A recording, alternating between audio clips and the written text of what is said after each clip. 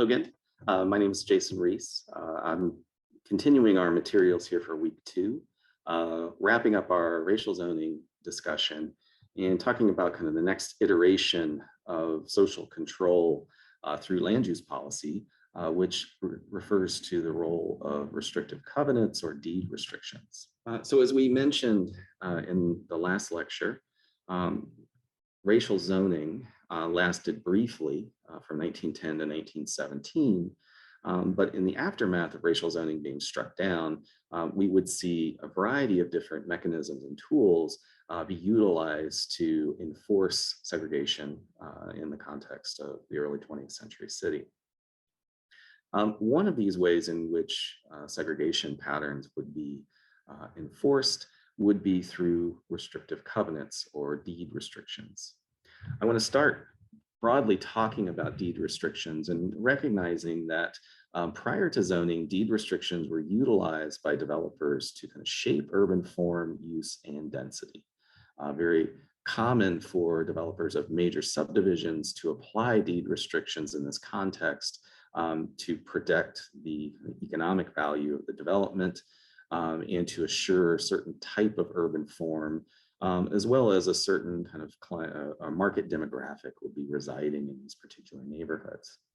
Now, very simply, a restrictive covenant is just a provision in a real property conveyance that limits the grantee's use of the property. So X developer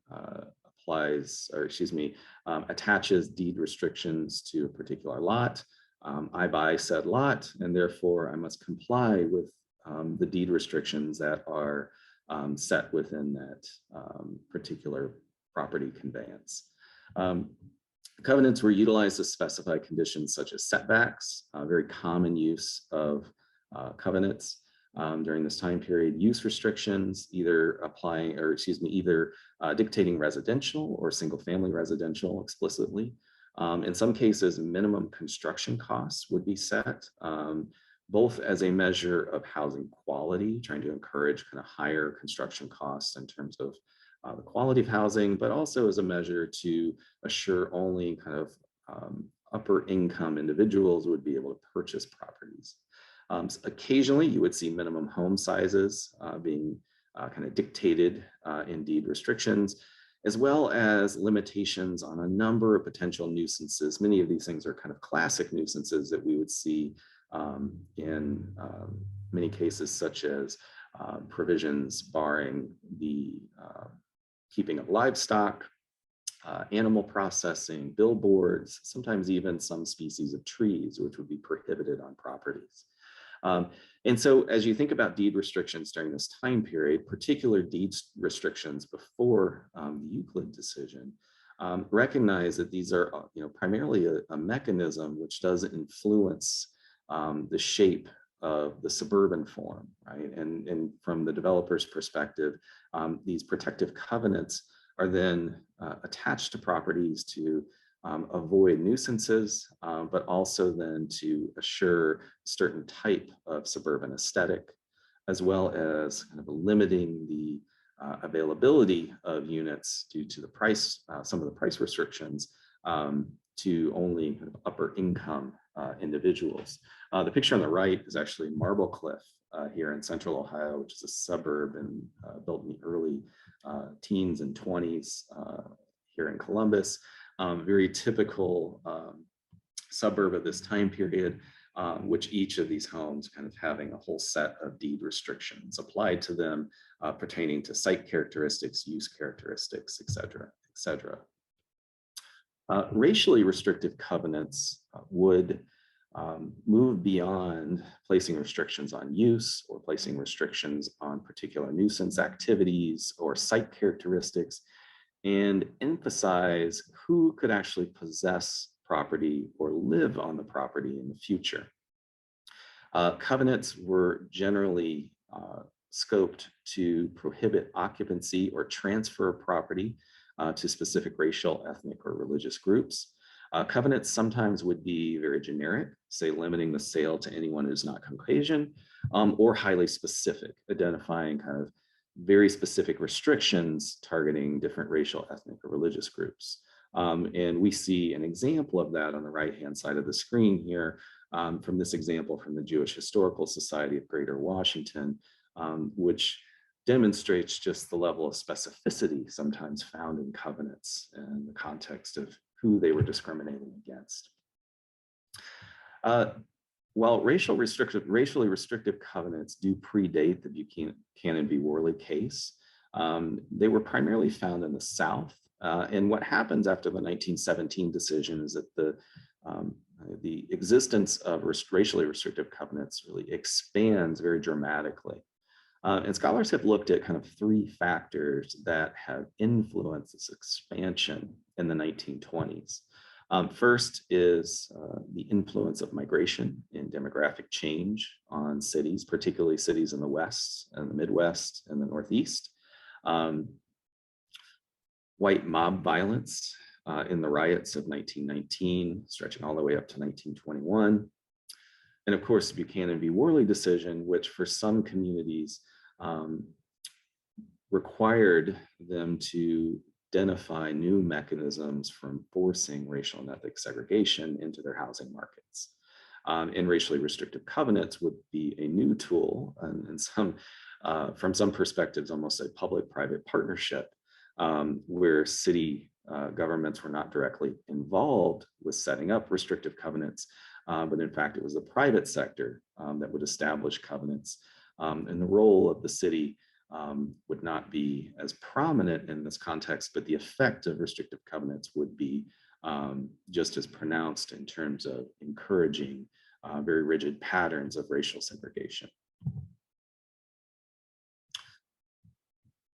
The emergence of restrictive covenants, particularly as I noted on the West Coast and in the Midwest, the Northeast, was a direct byproduct of some of the demographic changes that were happening at that time in these cities.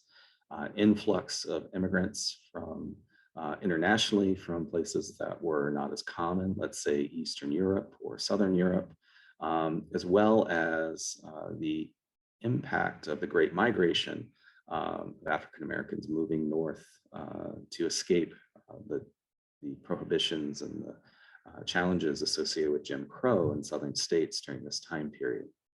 I want to recognize from a larger contextual perspective that where we see kind of policies begin to accumulate to disenfranchise a particular group during a time of change, that this is often referred to as othering. And just paraphrasing a quote from John Powell from his 2017 piece on othering in The Guardian, recognizing that humans can only process a limited amount of change in a short period of time without experiencing anxiety, and how we respond to the anxiety is social. And so when societies, or in this case cities, experience big and rapid change, a frequent response is for people to narrowly define who qualifies as a full member of society, a process known as othering. Othering is not about liking or disliking someone. It is based on the conscious or unconscious assumption that a certain identified group poses a threat to the favored group. So in the context of these cities undergoing demographic change, we would also see an uptick in white nationalism and the growth of the Ku Klux Klan, for example, in the Midwest, and a number of different efforts to kind of disenfranchise different groups, whether it's the African American population, the Jewish population, or in this case, European immigrants from certain parts of Europe that were not common to cities at this time period. And of course, the Great Migration would play a very significant role in this. And as we recognize kind of the geographic patterns of where migrants went during this time period, this is where, in many cases, many of these cities in the north, as I said, or on the West Coast, we'd see an expansion of tools of disenfranchisement, in particular segregation, during this time period. Fantastic book to read about the Great Migration that I highly recommend is The Warmth of Other Suns by Isabel Wilkerson, who documents this very interesting and important time period in our nation's history. Also then in response to these demographic changes and what I refer to as kind of a white nationalism or kind of growing white supremacy movement in many of these northern cities and in places on the West Coast, we would see escalated mob violence found in cities throughout the country. And as the map here demonstrates, just in 1919 alone, all throughout the South, parts of the Midwest, parts of the Northeast, and also even in the plains, we would see basically race riots that were instigated by white mobs and would end up resulting in not only death, but also very extensive destruction, particularly in Black communities. The most extreme example of this, of course, comes in 1921 with the Tulsa race riot and the destruction of Black Wall Street during this time period. So between about 1880 and 1940, there'd be about 30 lower court decisions related to racially restrictive covenants. And the majority of these decisions would support the use of restrictive covenants, although the decisions were mixed during this time period. The US Supreme Court would first address racially restrictive covenants in 1926's Corrigan v. Buckley case. And what the court finds in this particular case is that because covenants are an agreement between two private parties and not involving the state or government from this perspective, they are interpreted by the court as not under the jurisdiction of the court and therefore not subject to constitutional protections. Now, of course, in 1948, in the Shelley v. Kramer case, the court would reverse this position because in fact, the government does play a role in restrictive covenants. That role, though, is really about the enforcement of restrictive covenants. And so the 48 Shelley v. Kramer case, which was famously won by Thurgood Marshall, we would see the US Supreme Court basically say that racially restrictive covenants were no longer enforceable, although they would still have a very deep influence on housing markets for several decades after the Shelley v. Kramer case. So the private sector, as I mentioned earlier, was the primary kind of propagator of covenants, and developers played a very big role in this. Developers utilize covenants as a marketing tool to attract buyers. And covenants are actually advertised as a community amenity. Although the model of restrictive covenants that we've talked about here include kind of very explicit racial restrictions, there were also other deed restrictions that had the same effect, but maybe were not racially explicit. For example, the Shaker Heights and Forest Hills subdivision or suburbs outside of Cleveland. In this case, the actual developer added a clause that the development company had to approve all property transfers and had a right to reject all property transfers. And this was seen as a suitable mechanism to stop transfers to populations they did not want residing in Shaker Heights or Forest Hills. And just a note here, as you kind of look at the text from an advertisement from Abaton Realty, developer of Forest Hill outside of, or in Cleveland Heights in 1929, the marketing here states that surroundings where your neighbors are inevitably people of taste in common with yours, the careful restrictions placed on Forest Hill today will never be lowered. So again, developers are using this as a marketing ploy to attract buyers into these areas and basically saying, because of covenants, you'll never have to worry about this neighborhood integrating in any way whatsoever. Again, some additional just marketing materials for subdivisions that developers put forth that really emphasize covenants. On the right-hand side of the screen here, you see advertising for the Country Club District, which would eventually become the Upper Arlington suburb here in Columbus, which, as you see here, noted that its entire 1,000 acres was completely restricted. And in these particular restrictions, no African-American residents or Jewish residents were allowed to access Upper Arlington. Upper Arlington sits just outside of the Ohio State University. Actually, to this day, is still one of the more exclusive and very expensive communities to live in Central Ohio.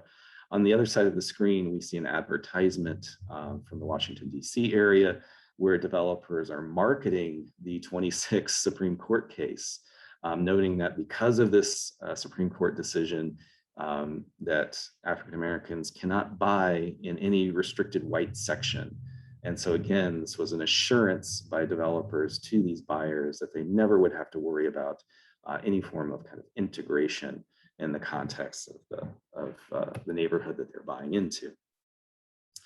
The National Association of Real Estate Boards, which was the predecessor to today's National Association of Realtors, also were very engaged in promoting segregation during this time.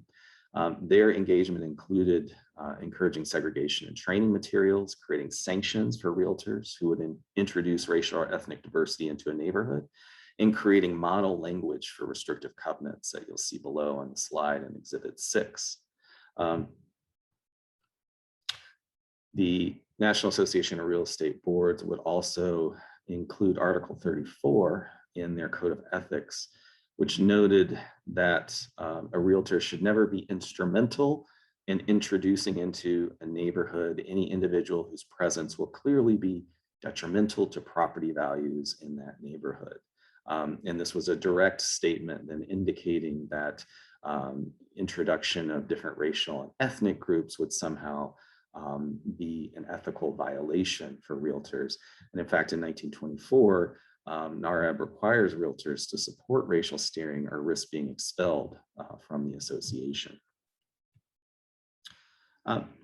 Next few images just look at cases in different cities, primarily here in the Midwest, at the expansion of racially restrictive covenants, particularly after 1920.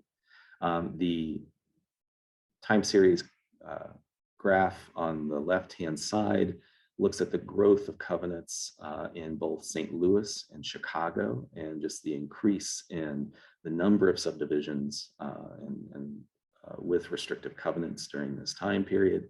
And again, notice that very sharp uptick after 1920 in both St. Louis and Chicago during this time period.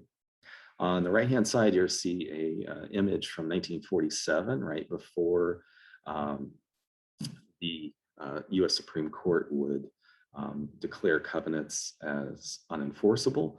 But you begin to see with this map kind of the breadth of areas covered by different aspects of racial restrictions, with really only kind of the south side of Chicago being the only place where non-white residents could live due to the pervasive nature of deed restrictions in Chicago during this time.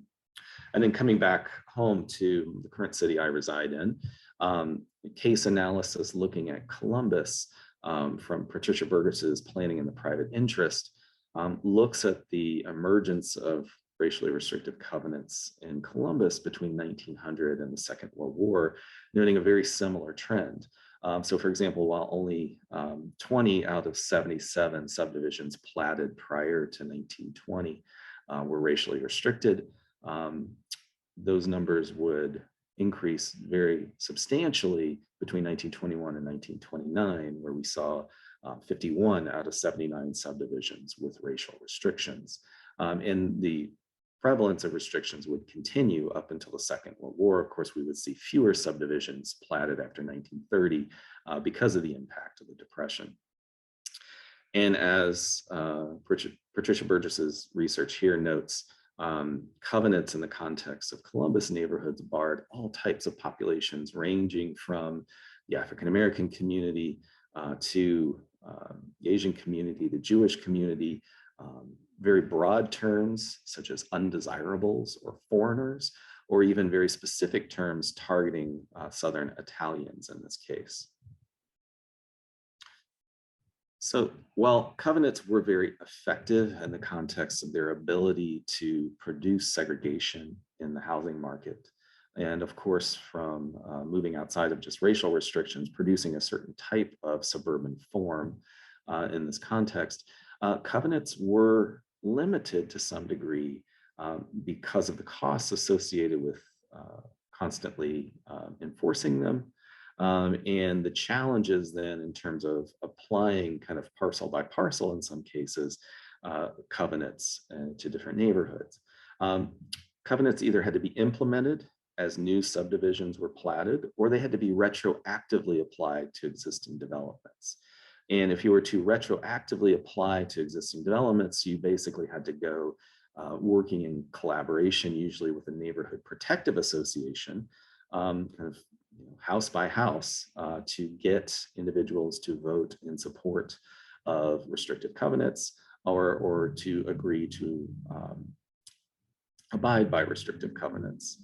And as you see here on the right-hand side, this is text from a marketing campaign in the Shaker Heights area in 1925, where the Shaker Heights Protective Association used very kind of intimidating and scary language to get residents of Shaker Heights to agree to applying restrictive covenants, noting that the ever-present menace to every resident of Shaker Village and throughout Cleveland, unless a street is 100% signed up for restrictions, the danger of an undesirable neighbor is an ever-present one. So you see kind of this very robust organizing in these suburbs by these community protective associations, working very diligently to kind of spread covenants as well as to enforce covenants. In many cases, the neighborhood protective associations would be the ones who would challenge property transfers that defied covenants, and to recognize that these challenges that were legal in nature then would require extensive financial resources. And so while covenants were, again, very effective in setting into place the patterns of racial and ethnic segregation we would see in our cities, they were not as effective or sustainable because the resources involved in addressing compliance and the kind of piecemeal nature of the expansion of covenants in suburbs. And so you can begin to understand why these neighborhood associations and the real estate community would really embrace zoning as a more comprehensive solution than relying on kind of parcel by parcel or even subdivision by subdivision restrictive covenants during this time period. The last note I want to reference here is to talk about the relationship between covenants and patterns of redlining that would occur in the 1930s. And the map on the right-hand screen here is from Santucci's 2020 piece in Cityscape, looking at the spread of racially restrictive covenants in Philadelphia and their relationship between Homeowners Loan Corporation, or HOLC, neighborhood assessments, which of course are the origin of the redlining maps created in the 30s, in this case in Philadelphia. Santucci's work here demonstrates that there certainly was a relationship between patterns found in the context of which neighborhoods had restrictive covenants, in which neighborhoods received A or B grades in the context of neighborhoods, and in particular, looking at the difference between neighborhoods that would receive a B grade and a C grade. In many cases, the existence of covenants in the B graded neighborhoods would be the defining factor, which would demonstrate to assessors during this time period of why that neighborhood should be upgraded to a degree and not given a lower C grade, which would have come with some restrictions on lending in those areas. So to reflect upon this, what I want to note is that what we're talking about in the case of many of these different kind of land use restrictions or policies or practices that segregated the city, that these were very systemic, right? And they interacted with each other, they supported each other in some ways, and even as one particular policy would no longer be permissible, such as covenants, the covenants in fact themselves had some relationship to patterns of redlining, which would then influence where an investment would go in the future, et cetera, et cetera. Finally, some resources and reflection questions for you to explore. There are some really good websites out there that have done a very impressive job of documenting the pervasiveness of racially restrictive covenants.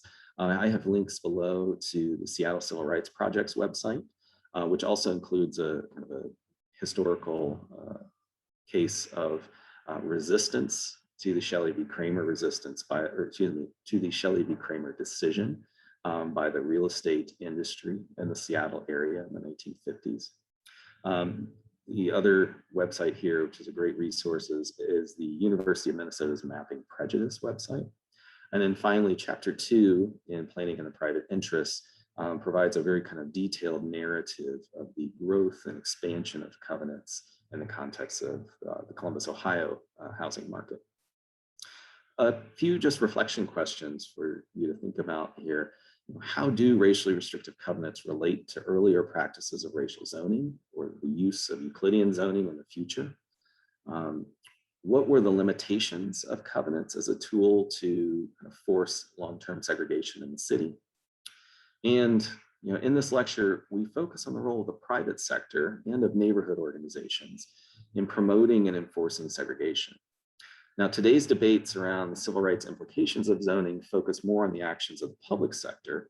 What role does the private sector currently play, either a positive role or a negative role, in the ongoing exclusion in the housing market related to in particular, our zoning regulations? Thank you again for your time. And again, feel free to email me if you have any questions about this lecture, and hope you're well.